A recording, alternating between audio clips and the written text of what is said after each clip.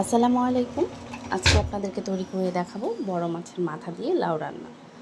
প্রচণ্ড গরমে শরীরকে ঠান্ডা রাখার জন্য লাউ সবজিটি খুব শরীরের জন্য খুবই উপকারী। লাউ অনেকভাবে রান্না করা যায়, তবে আজকে আমি বড় মাছের মাথা দিয়ে লাউটি রান্না করব।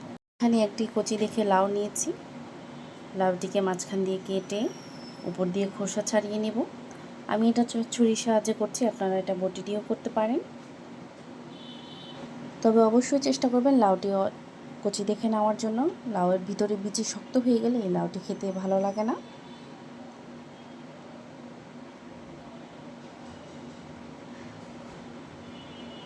আমি লাউয়ের ছিলকাটা পরিষ্কার করে নিচ্ছি। ছিলকাটা পরিষ্কার করে আমি এরকম করে কেটে নিয়েছি। এখন কড়াইতে দিয়ে দিচ্ছি সামান্য তেল, দিয়ে মাথাটা ভালো করে পরিষ্কার করে হলুদ মরিচ মাখিয়ে আমি ভেজে নিচ্ছি। এক পাশ হয়ে গেলে উল্টে দেব। মাছের মাথা আমার ভাজা হয়ে গেছে। একই তেলে দিয়ে দিব পেঁয়াজ কুচি। পেঁয়াজগুলো হালকা ভেজে নেব।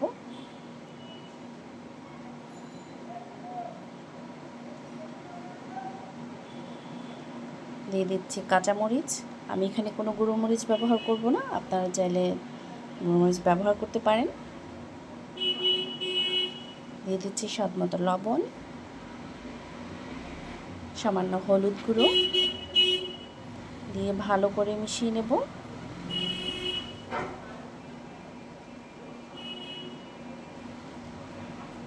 দিয়ে দিচ্ছি লাউ।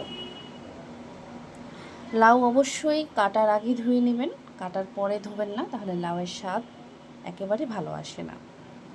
সবগুলো মিশিয়ে এখন ঢেকে দিচ্ছি। ঢেকে দিলে লাউ থেকে পানি বের হবে, প্রায় অনেকটাই পানি ছেড়েছে। আবারও ভালো করে নেড়ে দেব। ভালো করে মিশিয়ে আবারও ঢেকে দিচ্ছি কিছুক্ষণের জন্য।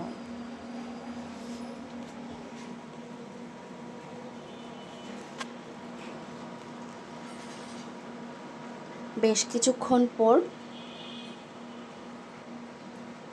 দেখতেই পাচ্ছেন আমার লাউ থেকে কত পানি ছেড়েছে। আমি কিন্তু কোনো এক্সট্রা পানি ব্যবহার করিনি। লাউ প্রায় সিদ্ধ হয়ে গেছে। এখন আমি মাছের মাথা দিয়ে দিব, সাথে আমি মাছের লেজটাও অ্যাড করেছি। দিয়ে দিচ্ছি বেশ কিছুটা ধনেপাতা। অবশ্যই ধনেপাতাটা দেওয়ার চেষ্টা করবেন।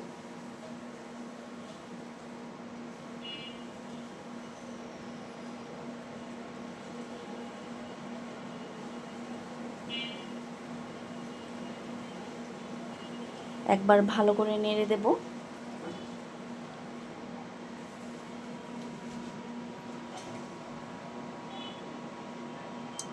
লাউ রান্না হয়ে গেছে, এখন তুলে নেব। যদি ভিডিওটি ভালো লেগে থাকে তাহলে অবশ্যই সাবস্ক্রাইব করে পাশে থাকবেন। ধন্যবাদ।